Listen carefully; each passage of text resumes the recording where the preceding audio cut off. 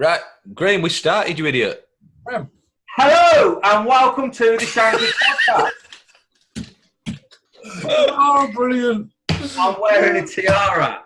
So, let's get this out of the way first. Let's get the explanation out of the way. Right, so those of you that have been following us from the start know that early days we used to call people out. Some took it well, others didn't. One that took it well was Corinne, Princess Golfer Diaries, and I called her out over a tiara. Basically, I can't remember what I said, but it turned out that we were playing. And if I won, the tiara went in the bin. And if she won, I have to wear the tiara for a whole podcast. Now, with a little bit of outside agencies' help, I got beat on the last hole. She did it all on her own, pal. You won.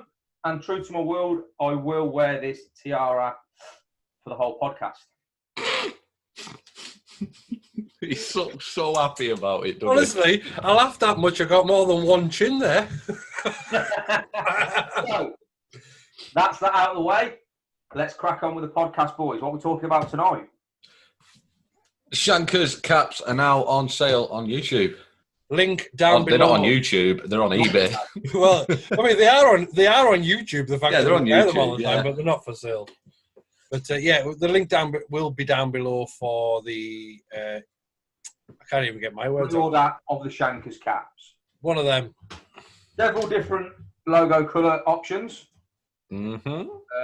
But yeah, get over to the link, get your order in soon because they will sell out fast. Flying like hotcakes, they are. Yeah. So we've already got some going overseas. Yeah, straight to the USA, Mr. Robbie Peverley. Thank you very much for your order, mate. And you will be getting something a little bit extra as well because you were the first to order. Ooh, little surprise! It's always Your parents' basically he's dirty going to open the socks. envelope and he's going to go, ha! Yeah, I'm coming over. So, topics of conversation for tonight, lads. So, what do you want to start with? Let's just dive right into the number one. Does winter golf help your game? I think there's a for and against argument with this, to be honest. I don't think there's an against, on my point of view and my opinion. And I'll use last winter as my example.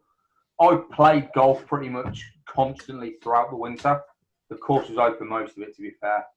I then went into the season still competitive because I'd been playing Winter League and so on.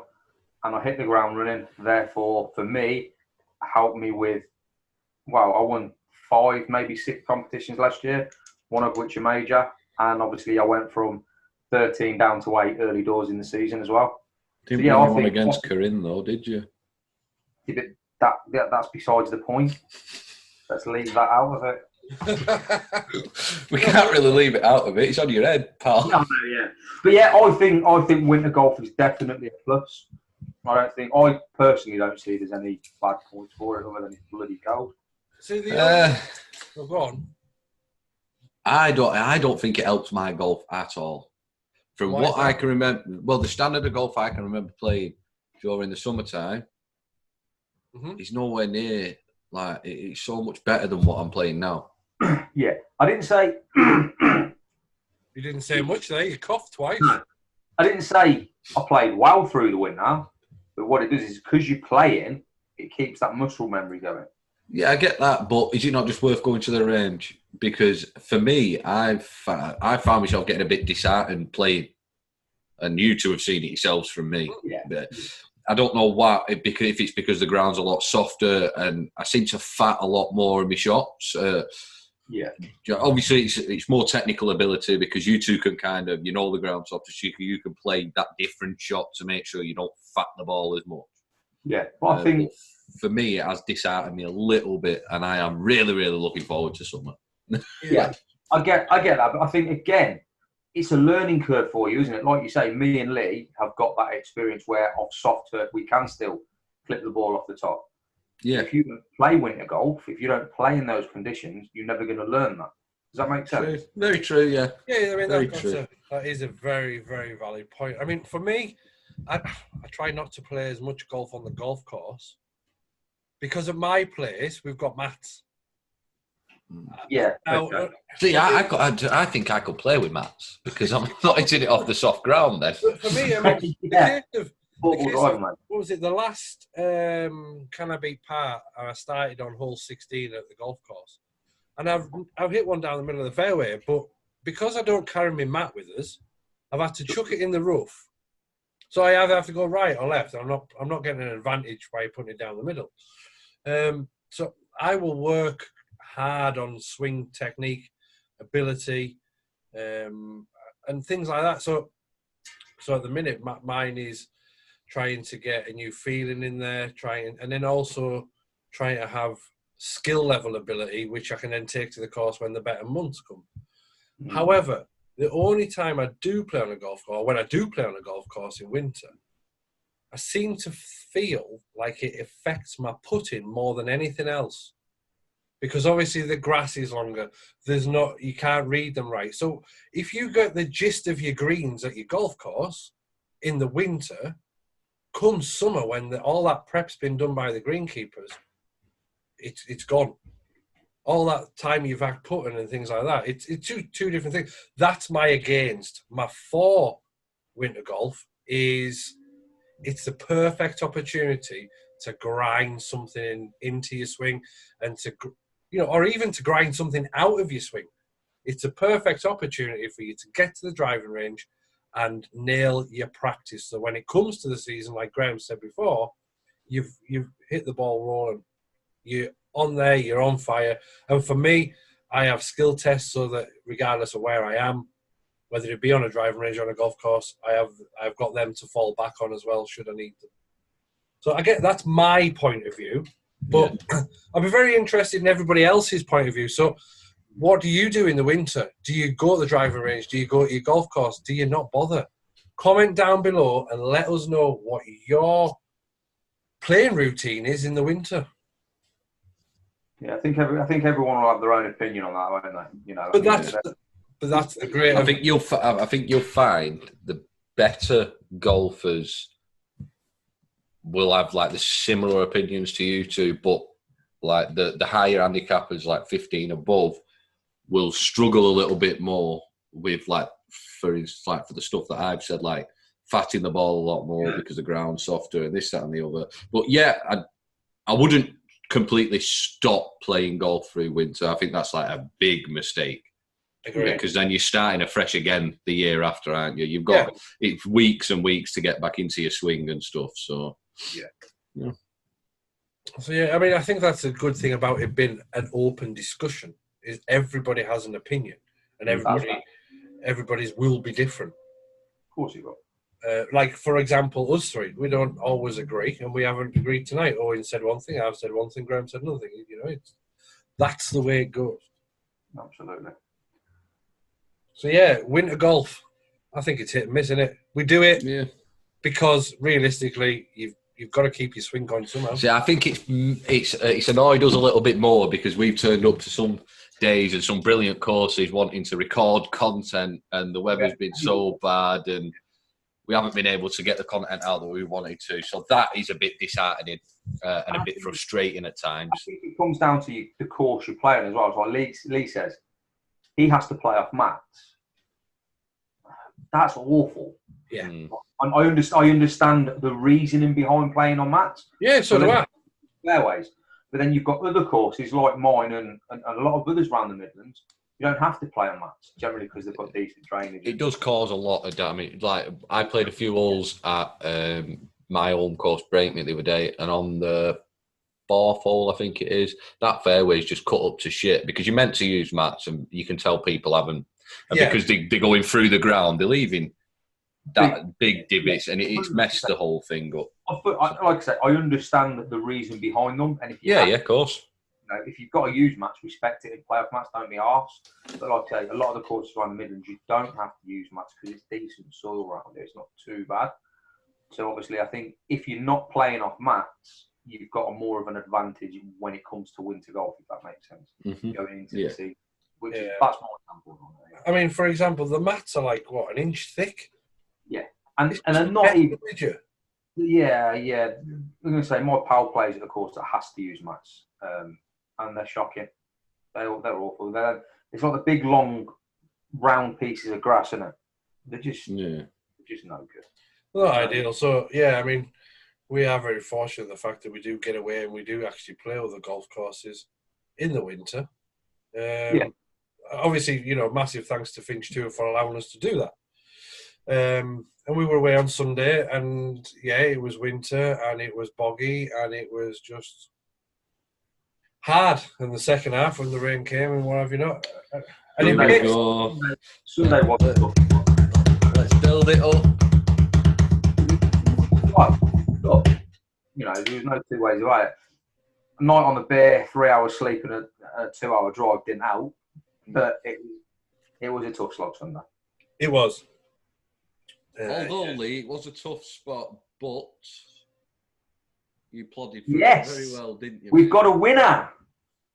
Top of the spot, Mr. Golf Nuts. Top spot, and I think quite possibly top of the Finch Tour Order of Merit after that as well. First and second in 2 events that I've played. I think they'll be giving you your own handicap. You have to play off their special Finch Tour handicap of +4. I know. Do you know what? It was hard graft though. It literally was really. It was what me and Graham were saying. We're boring golf. Boring golf is good golf. That's it. It wasn't. There was no frills. There wasn't. It was just plod. Apart from that one hole where you had your blob. Yes, 40 points with a blob. I'm not letting you get away with that. You might have won. No. Yeah, 40 points with a blob. I'm not going to complain. Yeah. So realistically, the thing is as well, 4 over, and it's just mental. Do you know what I mean? But that playing in all that mud and things like that, it literally was just a grind. It was just literally put your head down, keep going. Put your head down, keep going. And is that good for your golfing game? Yes, don't get me wrong, buzzing the fact I won. But to have to put your head down and grind so hard for, let's face facts, 18 holes. Yeah, it is good. Do you know why it's good? Because it gives you the ability to do so. So when you are let's say you've got a bad start, you've got it in the locker, you've got that grind, so you can get your head down and you can crack on. So whereas at the minute, absolutely, I haven't. Whereas at the minute, I've not got that guy. If I start off bad, I usually get worse, and then I might pick up the last 3 holes. Yeah. Whereas Lee, he could have a few shit holes, and then the hole after he's right, get me head in the game, and he knows what he needs to do to. That's what you did on Sunday, isn't it? You had your blob, you walked off, you went round to the next tee, you had a word with yourself, and bang, back on track. Stood arguing with a tree for a few minutes, didn't he? Yeah. Probably, he didn't even listen to us. It was just like dead wood. So that's while we're talking winter golf and so on. Obviously, next topic, it sort of feeds into the next topic. Are lessons the answer to your problems, or is new equipment the answer? Well, I'm gonna kick this one off. To be fair, and only for the reason of I have 2 lessons. I have a lesson every 2 weeks.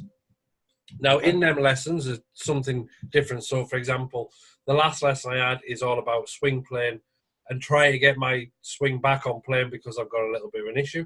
The next one might be 50 yards in lesson, and we'll do that on TrackMan or SkyTrack or whatever it might be that we use. And then the one after that might be anything from 75 yards to 100 yards, but at the same time, I'm doing striking capability. So I have to hit a high toe, high heel, low toe, low heel, centre strike in 5 balls. So are lessons good? Yes, they are. But at the same time, just because you have one lesson, you've got to go away and grind it out and practice it. If you're going to spend, I think the going rate's anywhere between £25 and £35, depending on who your coach is. That's the point. Does it matter who your coach is? Yes. Because it does. I've had a couple of lessons from different people, as you know. Yeah. Some of the lessons I've had, they basically tried to give me a generic thing. And then other lessons I've had, they've looked at my swing and figured out what I need to do rather than trying to give me this textbook swing. Yeah. They've looked at working with what I've got. See, the problem is it worth trying out 5 different professionals to see? Because obviously you're going to be spending a lot of time and a lot of money with them if you want to really get better, because you can't just go to one lesson. No. You've got to keep going. So is it worth trying 5 different professionals in your area to see which one you get on with and click with and can understand? Being the key is understanding what they're explaining. I think chemistry with your coach is key. It's so important.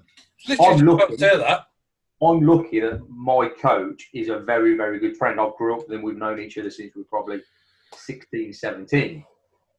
You know, so I'm lucky in that respect that we've already got that chemistry. And it tells you how it is. And he's very, very good in the way he delivers the information you need.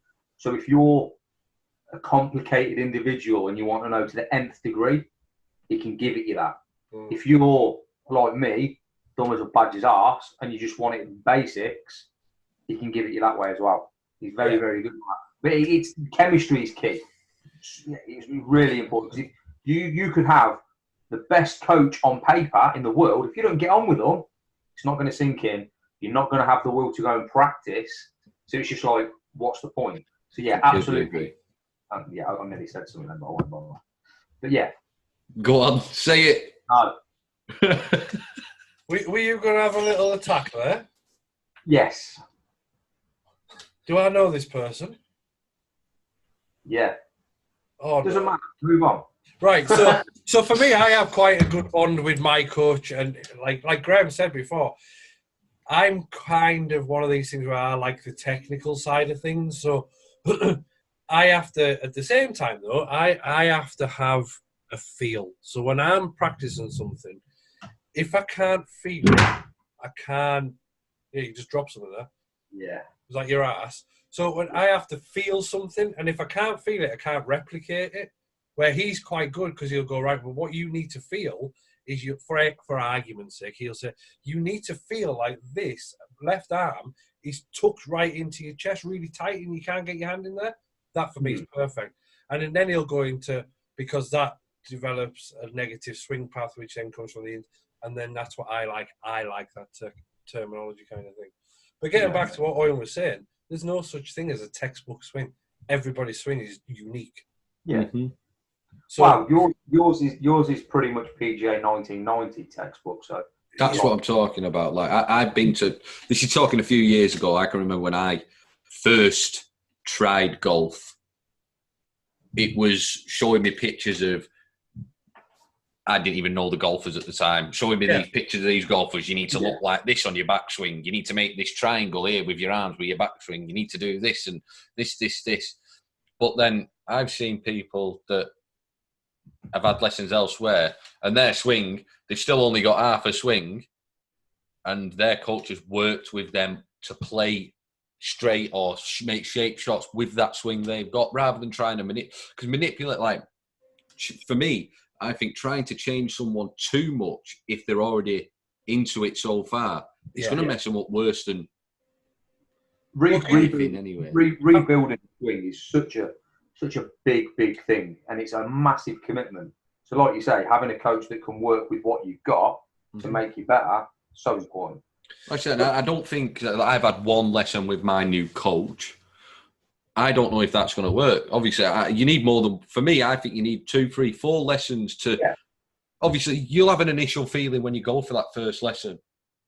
But I could go to my next lesson and be like, this ain't going to work for me. I just don't get it. So for me, I'm very open-minded. I'm quite lucky where I've got you two as well. At the minute, isn't very often where you can give me tips and help me out. But like I say, I'm quite open-minded when it comes to learning and stuff like that. But again, you've got to have that. But I think it's easier with us three because we've got that chemistry. Yeah. No matter what, we've got that chemistry. And I think that is a big key to your coaching, definitely. I mean, if we're going to go for lessons and against lessons, let's, for example, talk about Bubba Watson. And then let's compare him to somebody like Adam Scott? You can't. You can and you can't. You can from a technical, textbooky. Let's say what you're going to say, and then. Right. So, Bubba Watson has never had a golf lesson. He proclaims he's never had a golf lesson. Adam Scott, we know, has been coached by Butch Harmon. Yeah, correct. Bubba Watson's won more majors than Adam Scott. Yeah. So does he need a coach? No. He's found his own way and his own technique and made it on to the hardest tour in the world, the PGA Tour, and won Masters. So there's obviously a for and against argument of with them two. Let me say what I was going to say now. That's a really shite argument. let me tell you how. Take Bubba Watson out of the equation. But I've just put him in the equation. All right, let's put him back in the equation. How many people throughout history have never had a lesson? Never had a lesson. And been as successful as Bubba Watson? None. He's an anomaly. He is literally an anomaly. So let's take it back to school when you do. I'm telling you now, he might not have had a lesson, but I guarantee he's watched footage of other golfers. He's self-taught. He's self-taught. You can still if I put the time in, I could study what the PGA pros study to teach golf and teach myself how to do it. But teaching yourself, which is ultimately what he's done, do you think you'd be as good as him? No, because he's an anomaly. Literally, he's an anomaly. That's why you can't use that comparison. That's my opinion, anyway. I just did, and your opinion's not wanting to jog on. Bye. Take your tiara and get out. Yeah, but I mean, listen, if we're going to talk about lessons, there's a guy who's never had a lesson, a guy who has a lesson, and who's won more majors. Yes, he may be the one-off. But then the point being is that. Yeah, it's literally a one-off. But then let's use another equation. Bubba Watson never had a lesson. Tiger Woods might have had 1 or 2 lessons. Probably more. But yeah. But he had his dad there, weren't he? His dad was teaching him when he was a kid. So he was having lessons without knowing he was having lessons. You're always influenced and learning from others. It may not be a specific golf lesson, but you always pick up things and learn from other golfers, other things. So you are having a lesson without knowing you're having a lesson. I think you always learn. And I think for me, the for and against is it's not about having lessons, not having it. If you're going to have lessons, you've got to be able to have the time to practice what you're being taught and want the will to practice it, because it's pointless having a lesson 4 weeks later going back to your coach and saying it ain't worked. Well, how much have you practiced? Well, nothing, but I've had 3 rounds of golf, but what you told me ain't working, because you're not practicing, you're not instilling what I've told you to do. Guarantee you, when I walk into my room with my coach's room, so how many times you played? That's the first question he asked me. It's never. So how's it doing? How are you striking? How many rounds you played? How many times you been hitting golf balls?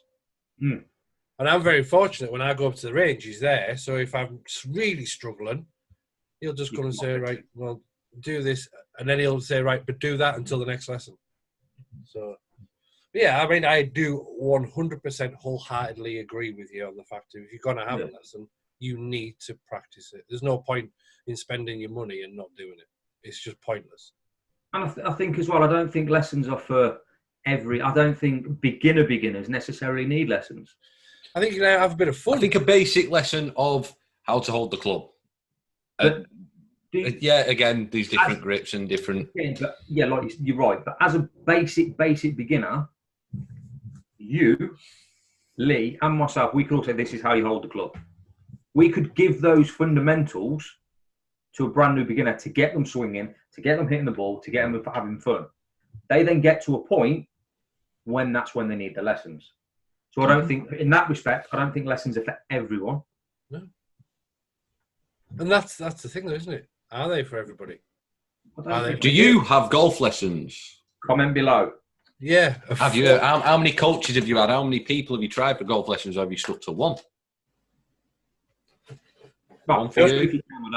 The only reason I've had 2 is when I started, my coach ended up being my boss and things didn't work out too well there. So when I left and when I went back, he was... Did your swing get better than his, Lee? Is that what it was? Yeah. So, and then when I went back, I kind of went to one guy who was assistant pro when I was, and I kind of had a relationship with him already. So yeah, you've got a good. I know you've got a good relationship with your coach, Lee, because I've seen it firsthand, the way he speaks to you and stuff like that. And I know if you are doing something wrong or something doesn't look right, he will tell you. Oh, it's literally the brutal truth. It's like I said to him one day. I said, "You do realise I have this hashtag of the best swing on YouTube?" He said, "Yeah, but you still can't hit the golf ball properly." But that's it. Right, and that's not me being egotistical. Now you've got to pay for why. Yeah. But that's not. See, that's another thing, though, because obviously, right, this is for me. This is another thing. Do pros blow smoke up your ass to make you think that? Is there some pros out there that will blow smoke up your ass to make you spend more money? Do you know what I mean? There's a lot of different ways of looking at it. Absolutely, of course there is, of course, and I think that's the same with any industry, any trade, any industry, any industry. You're going to get that person that's going to try and get you to spend more money, whatever that method be. And PGA pros coaches are no different, absolutely no different. You know, I think they're no different. Of course, they some are going to be worse than others, but all of them at the end of the day need to make a living. And of course. Because not every PGA pro has a YouTube channel. Let's put it that way. No. And let's talk pricing. Owen, what would your coach charge for a normal lesson? I'm sure it's about 80 an hour. £80 an hour. And do you know the only difference? You're probably right. Do you know the difference between your coach, Lee's coach, and my coach? He's got a YouTube channel. Absolutely. Oh, I completely get that. I completely agree with it. Would I pay for this coach? No. Am I lucky enough to be in an opportunity where I can? Yes. Am I going to take it? Of course I am. If you didn't take that, you'd be off your rocker. Exactly. The YouTube, people do get blinded by YouTube. I completely agree. I 100% agree. Is there golf professionals out there that are probably 10 times better at golf than these big YouTube golf coaches? 100%. Would they make it just as big if they had a YouTube channel? That's the question. The problem is they probably don't want to. They're probably happy with literally being a top coach and doing what they want to do. Yeah. You find that though, don't you? A lot of good golfers, good teaching pros, they're not interested. Not interested. You know, I mean, look at your coach. Has he got a channel? Does he want a channel? He's thought about it. He uses it. I noticed over the last few days he's smashing his Instagram now. Yeah, but that's marketing. You need Instagram, you need Twitter and stuff. Yeah. But this is going back to the conversation we had about golf clubs in general. Yes. They need to take control of social media and they need to learn how to use it because that will bring them more clientele. 100% social media, totally agree. YouTube, not so much. No. But speaking about golf clubs, we had another topic, didn't we? We certainly did. I know we put the title as 2020 price at Pebble Beach, but it's the price of green fees at a golf club. I think the reason we put the title as what it was is because I think that's what sparked the original conversation. Of course it was. You know, I think, what was it, £400, $600? Well, I seen a tweet and the green fee was $575, but then there's some sort of tax that you've got to pay on top of that as well, and it worked out like $617. And I think I worked out at 400 and something pound for close to 500 quid, innit? It's under 500 quid. Mm-hmm. That's a year's membership where I am, more or less. Yeah, do you know what I mean? It's absolutely fine, but people pay it. Yeah, now, of course. Pebble Beach, obviously, it's a major competition course. Would you pay it? What's the most? A once in a lifetime thing, maybe. If I had the money, kicking around and I was over there, I'd pay it. Of course I would. But is it just because is that course better? That much more better for the price tag than, say, another really good course, which is £50. Page Black, another major competition course. Yeah. $150, and that's on a weekend. And that's on the black course. That's on the championship course. But I mean, if we put that in comparison to a British course, and let's say the Turnberry Ailsa course, £350 for a game of golf in Aberdeen. Mm-hmm. Well, that's still ridiculous. That is. St Andrews, home of golf. Not that expensive. Peak season, £195. I might have said Aberdeen, but I don't know if it is Aberdeen actually in Turnberry. I would pay for, again, it's a once in a lifetime thing. Yeah. But is the people that play it all the time? Or is it just because how long's the waiting list? The Pebble Beach. The Pebble Beach waiting list, I went on and try and book a tee time. And I couldn't get anything this month. I jumped forward to April, still couldn't get anything. I went to September and I still couldn't get anything. And then I got bored. Well, they're making a killing. Never mind anything else. I mean, if you put it in a context regarding the home of golf, St Andrews, there's a lot of people that played it. It's just not worth it. Yeah, I've heard that. The course itself isn't great. The nostalgia. I think people play that. Nostalgia, yeah, of course it is. The nostalgia course. It's always played the home of golf. There's better courses at cheaper prices. But in the top 10 dearest ones in the UK, it comes 6th. That's still expensive. So it's £175. That's old, mate. Right, let's put it this way. Right, someone comes to you, you say, right, you've got a tee-off time here at Old Course, or you've got a tee-off time at this really good course. It's £40 or it's £200. And they're on the same day, the same tee time. If you've got £200 in your pocket, you're paying the Old Course every day. But if you didn't quite have the £200, would you find that £200 to go and play? You would, wouldn't you? It's the nostalgia thing. You might not like the course of that, but for you to say, I've played St Andrews, the home of golf, is that every golfer's dream?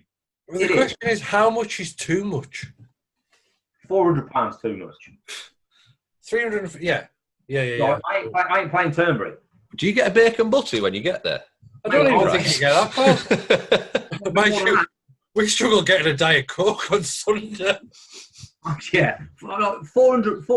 I ain't playing Turnberry. Like, it's never happening. 400 quid, not paying it. I can't remember which golf course it was. Here we go.